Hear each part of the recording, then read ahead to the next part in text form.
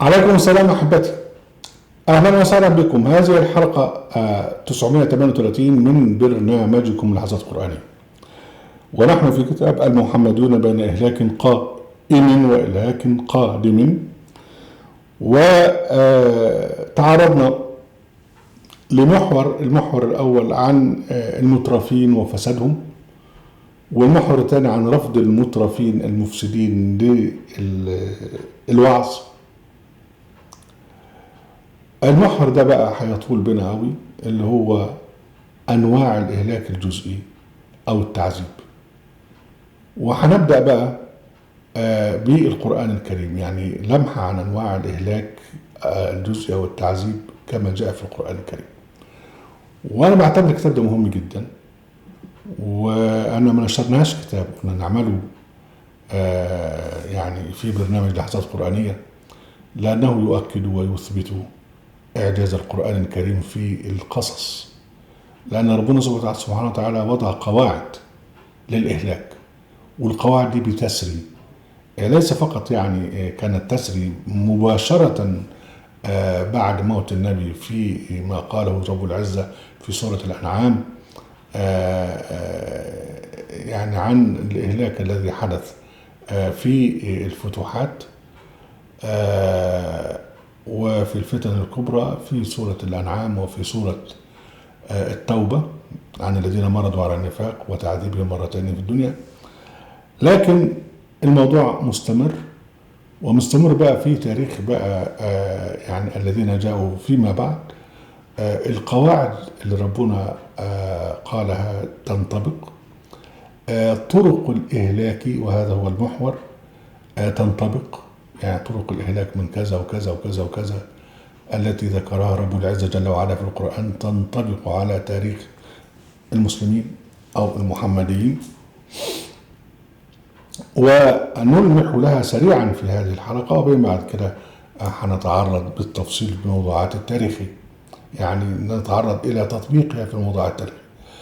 أول حاجة في الإهلاك الجزئي هو إهلاك المفسدين اللي هم أرباب الفساد، اللي هم المترفين. وربنا سبحانه وتعالى قال، يعني جعلها قاعدة في الآية 123 من سورة الأنعام، قال جل وعلا سبحانه وتعالى: وكذلك جعلنا في كل قرية أكابر مجرميها ليمكروا فيها وما يمكرون إلا بأنفسهم وما يشعرون. يعني واحد أكابر مجرمين، طيب هو شاء لنفسه أن يكون هكذا، فربنا سبحانه وتعالى شاء له ما شاء لنفسه وبقى أكابر المجرمين، وبعدين يمكر عشان خاطر يحتفظ بالسلطة ضد الذين يمكرون ضده ويتآمرون عليه. والاثنين قال لك ربنا يقول: وما يمكرون إلا بأنفسهم وما يشعرون. يعني هو بيخطط، هو في نهاية الأمر هو بيقع عليه ما يخطط له. والذي يرضي يعني المجرم الثاني أو أكابر المجرم الثاني الذي يتصارع مع المجرم الحاكم برضو يخطط، وهذا وذاك يدفعان الثمن. فنقرأ الآية تانية: وكذلك جعلنا في كل قرية أكابر مجرميها ليمكروا فيها وما يمكرون إلا بأنفسهم وما يشعرون. هذه الآية يعني تستلزم كثيرا من الشيء، يعني من التفصيلات. كفاية كلمة أكابر مجرميها، لأن في بقى في كل قرية، أولا كل قرية يعني معناها دولة، معناها مجتمع. ده التوصيف القرآني أو المصطلح القرآني للمجتمع أو الدولة أو الأمة اللي بتعيش في مكان واحد وفي زمان واحد إلى آخره، اسمها قرية. وجعلنا في كل قرية أكابر مجرمين. إذن في عندنا أكابر المجرمين وعندنا أصاغر المجرمين. أكابر المجرمين اللي هو المستبد والملأ بتاعه، وهو بقى اللي بيحط المجرمين الصغيرين في السجن. يعني واحد مجرم قاتل بيتحط في السجن، واحد مجرم سارق بيتحط في السجن إلى آخره، لكن المجرم الكبير هو الذي يحكم. فالملمح الأول بقى هو إهلاك المفسدين، وربنا قال سبحانه وتعالى: ليمكروا فيها وما يمكرون إلا بأنفسهم. يعني في نهاية الأمر هو الهلاك بيحيق به، سواء كان قتلا أو سواء كان مرضا وطبعا المرض مش حد بيتكلم عنه المؤرخين لأنه من أسرار الدولة العليا، لأنه لو عرف أن الخليفة أو السلطان مريض وضعيف بقى ذلك بقى يشجع الجماعة المتآمرين أو المعارضين إلى كذا إلى كذا. فدايما مرض المستبد ده شيء يعني من أسرار الدولة العليا إلى آخره، أو أنه بقى في نهاية الأمر تقوم عليه ثورة، أو يقوم عليه أو يعني يسقط من الحكم ويأتي مجرم كبير آخر يحل محله، والقصة بتتكرر. وده هو ما أنبأ به رب العزة جل وعلا في هذه القاعدة القرآنية. بعد كده بعد هلاك المفسدين بقى في عذاب آخر، يعني عذاب المفسدين بالإهلاك وكذا وبالمرض الشديد. في بقى الحروب والمجاعات والأوبئة.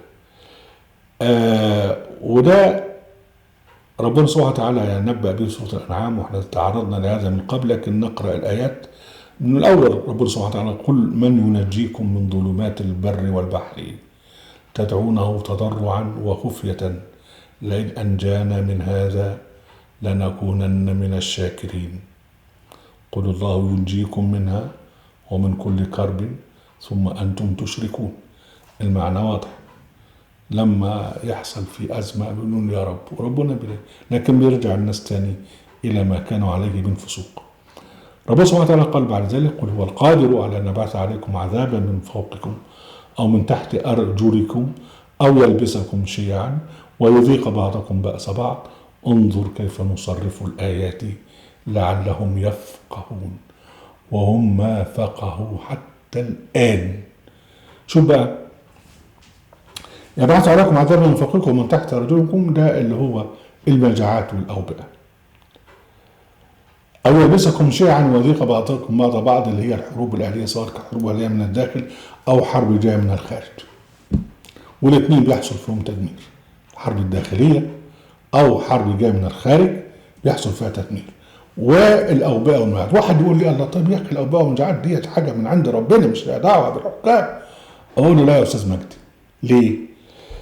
لأن أي واحد حاكم عاقل لابد أن يقوم بواجبه، مش الدولة دي يعني مزرعة بتاعته.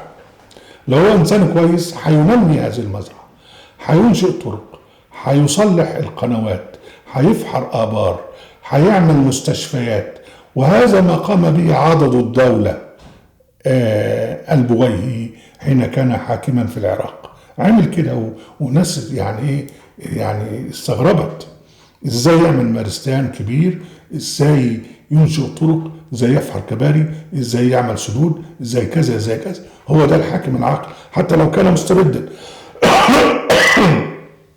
للاسف. لكن طبعا الخلفاء والسلاطين هم كانوا متخصصين، هم ازاي ياخدوا الإيراد. مش مهم، هو بيعمل والي على منطقة وهذا الوالي يدفع كذا وياخد يعمل ديل أو اتفاق مع الخليفة أو مع السلطان إن هو يدفع له في كل سنة كذا، ومش مهم بقى هو ياخد كام. فهو يجمع مثلا 10 مليون ويبعت منهم الاتفاق 2 مليون أو كذا للخليفة والتاني ياخده لنفسه. هو مش عايز يخسر حاجة في انه يعمل انشاءات، لان هو قاعد مدة وماشي. فاهم شيء ان هو يمص دماء الناس، واهم شيء ان هو مش مهم بقى يعني يعمل اصلاحات، مش مهم الامور تزدهر تنحرق. اهم شيء ان هو في المدة اللي قاعدها ان هو يشفط اكبر قدر ممكن من الايراد، ويعني ليس مهم ما يحدث بعد ذلك. من اجل هذا كانت بقى خصوصا في العصر العباسي الثاني كانت بقى الأوبئة والمجاعات. تحدث مجاعات، واحد يقول لك الأوبئة دي من عند ربنا. طبعا هو ربنا هو المسلط، هو اللي بينتقم، هو الذي يهلك جزئيا الناس دي. فليه؟ لأن كانت المجاعات يعني ينتج عنها جثث في الشوارع تملأ الشوارع، ومش حد عنده وقت، أن الكل جعان. عن طريق هذه الجثث بقى تنتشر الأمراض. فكانت دائما مرتبطة المجاعات بالأوبئة. فده كله دليل أو يعني على أن سبحانه وتعالى قال عذابا من فوقكم أو من تحت أرجلكم، اللي هو الأوبئة والمجاعات. وإحنا ربنا سبحانه وتعالى قال عن قوم لوط لما انتشر بينهم الشذوذ الجنسي، قال سبحانه وتعالى: فلما جاء أمرنا جعلنا عليها سافلها وامطرنا عليها حجارة من سجيل منضود مسومة عند ربك. شوف خلي بالك، وما هي من الظالمين ببعيد. استغفر الله العظيم. ده الآية 83 من سورته. يعني شوف قوم لوط ماتوا من زمان، ربنا دمرهم بوباء أو بعذاب، يعني حجارة إلى آخره. الحجارة ديت ممكن تحول، ممكن تكون وباء. وربنا قال: وما هي من الظالمين ببعيد. ربنا قال مسومة، يعني ربنا بربيها. وفي سورة الذاريات ربنا قال عن نفس العذاب، عن نفس فضل مسالم حجارة من طين، قال لك: مسومة عند ربك للمسرفين. الآية 34 من سورة الذاريات. يعني ربنا بربيها للمسرفين. والعصر العباسي الثاني انتشر فيه الشذوذ، وخاصة بين الحنابلة، ان هم الناس الابرار. لا ننسى، واحنا بنتكلم عن قوانين العامة بقى، احنا قلنا القوانين الخاصة لإهلاك المسرفين المترفين، وبعدين الإهلاك بقى يلبسكم شيئا ويذيق بعضكم بأس بعض، وبعدين من فوقكم ومن تحت أرجلكم. في قوانين عامة ربنا ذكرها، قال سبحانه وتعالى: من يعمل سوءا يجزى به. لا 123 من سورة النساء. وربنا سبحانه وتعالى قال في سورة الفجر: ألم ترى كيف فعل ربك بعاد إرم ذات العماد التي لم يخلق مثلها في البلاد وثمود الذين جابوا الصخر بالواد وفرعون ذي الأوتاد الذين طغوا في البلاد فأكثروا فيها الفساد. فدول بقى وصلوا بالطغيان السياسي والاستبداد وبالفساد، والاثنين يا باشا يا أستاذ مجدي عملة واحدة، عملة كده، استبداد الناحية دي وفساد الناحية دي.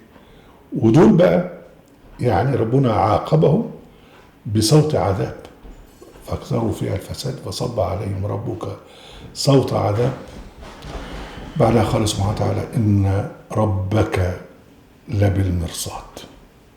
طب المرصاد بقى دي جملة اسمية وتفيد الثبوت، يعني بعد كده ما حدث لأولئك الناس يتكرر، لأن ربك بالمرصاد.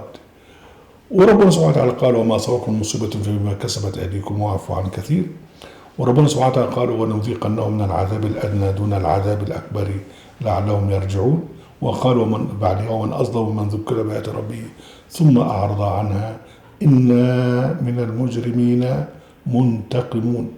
طبعا كل الناس دول في عصر الخلفاء الفاسقين، من أول أبو بكر الزنديق وعمر بن الخطاب وعثمان المعفن، كل الناس دي كلها الخلفاء دول كلهم أعرضوا عن ذكر رب سبحانه وتعالى. وربنا قال: ومن أظلم من ذكر بآيات ربه، يعني من وعظ وهم كانوا يرفضون الوعظ.